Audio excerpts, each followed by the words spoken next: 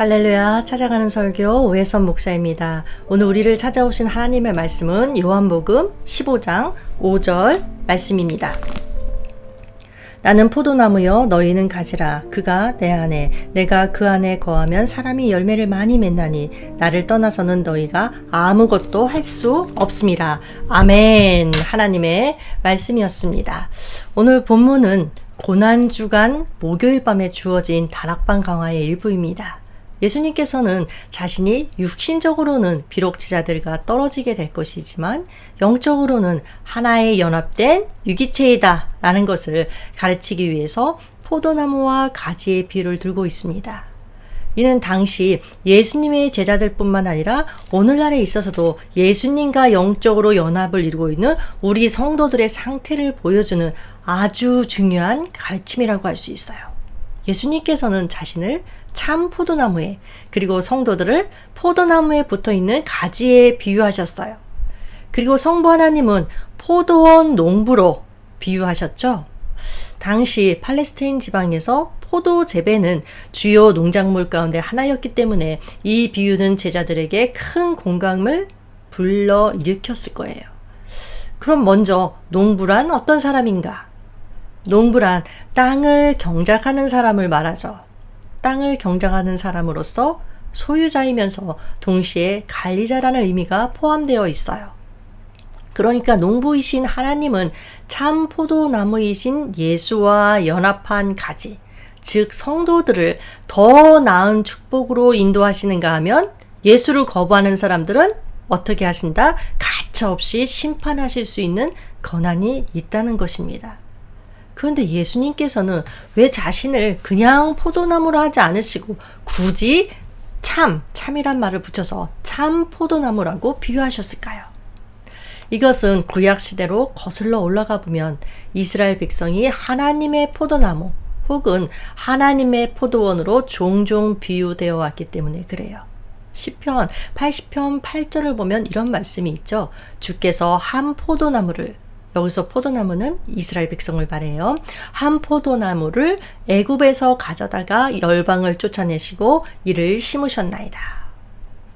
그러니까 이스라엘 백성들을 출애굽시켜서 가나안 땅에 있는 모든 열방을 쫓아내시고 거기에 이스라엘 백성을 포도나무로 심으셨다는 거예요.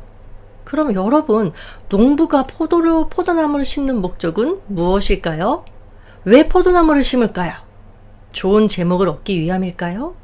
조경수로 사용하기 위함일까요? 아니에요. 포도나무는 좋은 제목이나 조경수로는 사용할 수 없는 지극히 볼품없는 나무예요. 사실 제목이나 조경수로 사용할 목적이라면 포도나무는 가장 쓸모없는 나무일 거예요.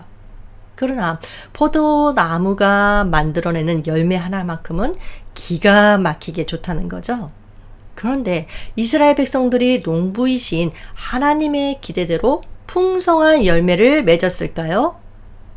그들은 하나님의 기대를 저버리고 열매를 맺지 못했습니다. 아니, 오히려 하나님이 싫어하시는 우상 숭배나 외식, 형식주의와 같은 들포도만을 맺었어요. 그래서 예레미야서 2장 21절을 보면 하나님께서 이렇게 탄식하세요. 내가 너를 순전한 참 종자 곧 귀한 포도나무로 심었거늘 내게 대하여 이 이방 포도의 악한 가지가 되면 어찌 됨이냐. 결국 농부이신 하나님은 그들을 포도원에서 제버리시고 새로운 포도나무를 심으시죠. 그 새로운 포도나무가 누구? 바로 예수 그리스도입니다. 이런 배경에서 가짜 또는 불완전한 포도나무인 이스라엘과 그 이스라엘 백성과의 구별성을 강조하기 위해서 예수님은 자신을 참 포도나무라고 지칭하셨던 거예요. 그리고 5절에 보면 예수님께서 말씀하시죠. 나는 포도나무요 너희는 가지라. 성도는 포도나무에 붙어있는, 즉 예수님께 붙어있는 가지임을 분명히 하셨어요. 그런데 여러분 2절 말씀을 한번 볼까요? 물은 내게 붙어있어. 다시 말하면 예수님께 붙어있어 열매를 맺지 아니하는 가지는 아버지께서 그것을 제거해 버리시고. 자, 예수님께 붙어있는, 그러니까 성도라고 불리는 사람을 말하겠죠. 그런데 예수님께 붙어 있어도 열매를 맺지 못하면 어떻게 된다? 아버지께서, 하나님께서 제거해 버리신다. 우리는 예수님께 붙어 있기만 하면 저절로 열매를 맺을 줄로 생각하지만 그렇지 않다는 것입니다. 그렇다면 어떤 경우가 여기에 해당할까요? 자, 믿음이 있다고 하지만 행함이 없는 경우입니다. 스스로 예수 안에 있다고 여기고 믿음이 있음을 자랑하지만 그러나 그 믿음에 따른 행함이 없다면, 그러니까 행위의 열매가 없다면 어떻게 된다는 건가요? 실상은 믿음이 없는 자들이라는 것입니다. 그러니까 단지 이 입술만의 고백은 믿음의 잣대가 될 수 없습니다. 예수님은 말만 하고 도무지 행하지 않는 유대인들의 그 지도자들에 대해서 마귀의 자식들이라고 하셨어요. 그리고 독사의 새끼들아, 너희가 어떻게 지옥의 판결을 피하겠느냐. 지옥 판결을 피하지 못한다고까지 경고하셨어요. 그러니 여러분, 가지의 사명은 무엇일까요? 그저 줄기에 붙어있는 것만으로 자기의 할 일을 다 하는 것일까요? 결코 아니에요. 가지는 열매를 맺어야 그 역할을 다 하는 거예요. 열매 맺지 못하는 가지는 줄기에 붙어 있다 할지라도 진정한 의미에서 붙어 있는 것이 아니라는 거예요. 열매를 맺을 때 비로소 줄기에 붙어 있다고 말할 수 있습니다. 사실 가지가 열매를 맺지 않고 줄기에 붙어 있기만 하면 어떤가요? 열매 맺는 다른 가지에 피해를 입혀요. 그래서 농부는 열매 맺지 못하는 가지를 가차없이 제거해버리죠. 영적 농부이신 하나님께서도 마찬가지세요. 성도라 불리면서도 신앙의 열매를 맺지 않는다? 아름다운 신앙의 열매 또는 열매를 맺는 다른 성도들을 보호하고 또 더욱 신한 열매를 맺도록 하기 위해서 그들을 제거해버리세요. 물론 이것이 견인구 교리를 부인하는 것은 아닙니다. 하나님은 어떤 경우에도 한 번 택해서 구원한 사람을 다시 버리시는 법이 없어요. 다만 성도인 채 하면서 성도로서의 모습을 갖지 못한 거짓 성도를 하나님께서 버리신다는 것입니다. 그러니까 성도라 불린다고 해서 또 예수님을 주라고 고백한다고 해서 다 구원을 받는 것은 결코 아니에요. 그렇다면 우리가 구원을 받는 그 진정한 성도는 우리가 어떻게 알 수 있을까? 그 삶의 열매로 알 수 있습니다. 생각이나 말 그리고 행위 등이 예수님을 닮아가기 때문이죠. 그 누구라도 그러한 변화를 보이게 되어 있어요. 열매 매우 정직합니다. 간혹 실수를 해서 넘어질 수는 있지만 그렇다고 예수의 사람이 계속해서 사망의 열매만을 맺고 의의 열매를 거의 내지 않는다는 것은 불가능한 일입니다. 물론 행위로 구원을 얻는 것은 아니지만 그러나 행위는 받은 구원을 증명해 준다는 것입니다. 여러분, 우리에게 어떤 열매가 맺히고 있습니까? 혹시 입만 무성해서 주님께 저주를 받은 무화과 나무의 모습이 혹시 우리의 모습은 아닐까요? 사람들에게 믿음이 뭐고 신앙생활이 뭐라고 생각하시나요? 하고 물으면 이렇게 생각하는 경향이 있는 것 같아요. 11조와 감사헌금을 드리고 주님의 몸된 교회를 위해 열심히 봉사하고 제 시간에 예배드리고 이런 규칙들을 지켜나가는 것이 신앙생활이다. 자, 일부분은 맞는 말입니다. 그러나 성도라면 그러한 교회 활동에서 한 걸음 더 나아가야 합니다. 가정에서, 직장에서, 그리고 사회 속에서 자신의 그 행실을 주의 깊게 살펴보고 구원받은 자로서의 합당한 열매를 맺어야 하나님께서 영광 받으실 수 있어요. 자, 생각해 보세요.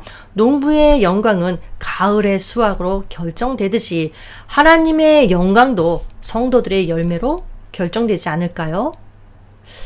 그렇다면 신앙의 열매들 중에서 가장 대표적인 것 무엇을 꼽을 수 있을까요?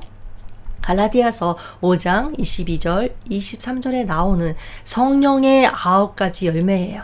자, 9가지 열매, 사랑, 희락, 화평, 인내, 자비, 양성, 충성, 온유, 절제의 열매입니다. 이러한 열매들을 가만히 살펴보면 결국 이것은 무엇이냐? 내 내면의 변화, 예수님 닮은 인격으로 변하는 인격의 성숙을 말하고 있어요. 그런데 이 열매를 맺으려면 어떻게 해야 하는가? 열매 맺는 방법.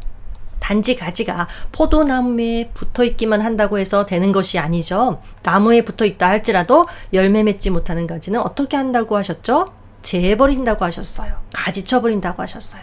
자, 그럼 하나님이 기뻐하시는 열매들을 낼 수 있는 유일한 방법은 무엇이냐? 예수님 말씀하셨어요. 내 안에 거하라. 예수 안에 거하라는 것입니다. 그 이유는, 예수 안에 거해야 하는 그 이유는 나를 떠나서는, 예수님을 떠나서는 너희가 아무것도 할 수 없습니다. 자, 4절 5절 말씀인데 읽어드릴게요. 내 안에 거하라. 나도 너희 안에 거하리라. 가지가 포도나무에 붙어 있지 아니하면 스스로 열매를 맺을 수 없음같이 너희도 내 안에 있지 아니하면 그러하리라. 나는 포도나무여 너희는 가지라. 그가 내 안에 내가 그 안에 거하면 사람이 열매를 많이 맺나니 나를 떠나서는 너희가 아무것도 할 수 없음이라. 자, 나를 떠나서는 너희가 아무것도 할 수 없다. 이에 대해서 먼저 한번 생각해 볼게요. 어떤 분은 이렇게 반문하며 고개를 갸우뚱할지도 모르겠어요. 아니, 세상 사람들 좀 봐. 예수를 전혀 알지 못하지만 그럼에도 불구하고 저 많은 일들을 하고 있지 않은가? 잘하고 있지 않나? 또 사실 우리들 역시 때로는 주님을 떠나 살지만 그러나 그때도 많은 활동을 하면서 잘 살아오지 않았나? 하지만 여러분, 여기에서 주의할 점은 너희가 나를 떠나서는 아무것도 할 수 없다 라는 그 말씀을 문자 그대로 아무것도 할 수 없다는 의미로 받아들여서는 안 됩니다. 여기서의 의미는 의식주 등과 관련된 세상 일을 말하는 것이 아니죠. 하나님의 말씀과 뜻을 실천하는, 하나님이 기뻐하시는 진정한 열매를 맺을 수 없다는 것을 의미합니다.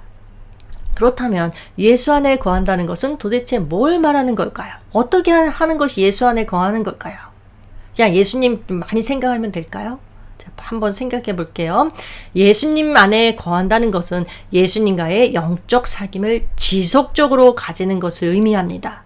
아무리 실한 포도나무의 가지라 할지라도 줄기에서 잘 이으면 더 이상 열매를 맺지 못하죠. 마찬가지로 예수님과의 관계가 단절되거나 또는 사귐이 끊어진다면 당연히 열매를 맺지 못하게 됩니다. 주일에 딱 한 번 예배드리고 일주일 내내 예수님과 교제 없이 사귐 없이 산다면 열매를 맺기는 아주 어려워요. 그러면 예수님 안에 거하면, 즉 예수님과 지속적인 영적 사귐을 가지면 왜 열매를 맺을 수 있는 것인가? 자, 그 이유는 이렇습니다. 내가 예수님 안에 거하면, 그러면 예수님은 어떻게 해주신다? 나도, 그러니까 예수님도 너희 안에 거하리라. 예수님이 내 안에 거하시겠다는 거예요. 이것을, 그러니까 예수님이 내 안에 거하시는 것을 좀 더 구체적으로 우리 피부에 와닿게 표현해 보자면 말씀이 내 안에 거하는 것을 말합니다. 7절 말씀이죠. 너희가 내 안에 거하고 내 말이 너희 안에 거하면, 내 말, 즉 예수님 말씀으로 대치되어서 나오고 있죠. 왜냐하면 예수님은 말씀 그 자체이기 때문에 그래요. 요한복음 1장 14절 말씀, 말씀이 육신이 되어 우리 가운데 거하심에.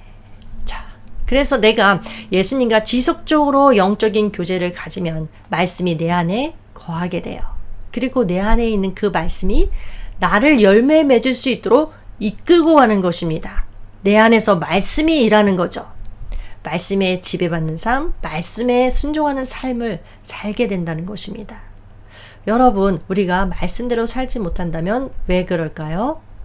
이런저런 핑계 댈 것 없어요. 마음 가운데, 내 마음 가운데 말씀이 있지 않기 때문에 그래요. 마음 가운데 말씀이 있을지는 모르지만 말씀이 아닌 다른 것이 더 우선시되어 있기 때문에 그래요. 우리는 말씀대로 사는 것이 어렵다고 말해요. 그런데 사실은 말씀대로 사는 것이 어려운 것이 아니라 내 마음에 말씀이 새겨져 있지 않는 것, 그것이 문제입니다. 우리 주님 말씀하셨어요. 신명기 30장 11절 말씀에서 내가 오늘날 내게 명한 이 명령은 내게 어려운 것도 아니요 먼 것도 아니라 오직 그 말씀이 내게 심히 가까워서 네 입에 있으며 네 마음에 있은즉 네가 이를 행할 수 있느니라. 말씀이 내 안에 있기만 하면, 거하기만 하면 말씀대로 행할 수 있고 하나님 기뻐하시는 열매를 풍성히 맺을 수 있습니다. 그런데 우리가 흔히 착각하기 쉬운 것 중에 하나 무엇일까요? 분주하게 하나님의 일을 많이 하면 믿음이 좋고 또 영적으로 성장했다고 생각하는 거예요. 그러나 여러분, 진정한 신앙의 척도는 무엇일까요? 일의 양이 아니라 어떤 외적인 활동이 아니라 성령님으로 조명된 말씀과 내가 얼마만큼 가까운 거리에 있느냐, 그것에 달려 있습니다. 여호수아가 출애굽한 백성들을 이끌고 가나안 땅으로 들어가려고 할 때 그 직전에 하나님께서 뭐라고 말씀하시는 줄 아세요? 이렇게 말씀하세요. 너는 마음을 강하게 하라, 담대히 하라. 자, 이 말씀을 보면서 우리는 이제 가나안 땅에 들어가면 전쟁을 치루어야 하니까 하나님께서는 여호수아에게 마음을 강하고 담대히 하라라고 하시는구나. 이렇게 생각하기 쉽지만 문맥을 따져서 성경을 읽어보면 그렇지 않아요. 여호수아서 1장 6절 7절에 나오는 말씀 볼게요. 강하고 담대하라. 너는 내가 그들의 조상에게 맹세하여 그들에게 주리라 한 땅을 이 백성에게 차지하게 하리라. 오직 강하고 극히 담대하여 나의 종 모세가 내게 명령한 그 율법을 다 지켜 행하고 우로나 좌로나 치우치지 말라. 그리하면 어디로 가든지 형통하리니. 자, 이 말씀에서 너는 마음을 강하고 담대히 하여 어떻게 하라? 전쟁에 임하여라? 전쟁에 임하여라일까요? 아니에요. 오직 강하고 극히 담대하여 율법을 지켜 행하라. 그리하면 어디로 가든지 형통하리라. 이 말씀은 결국 이런 거예요. 네가 포도나무가 되어서 싸우려고 하지 마라. 포도나무는 오직 나다.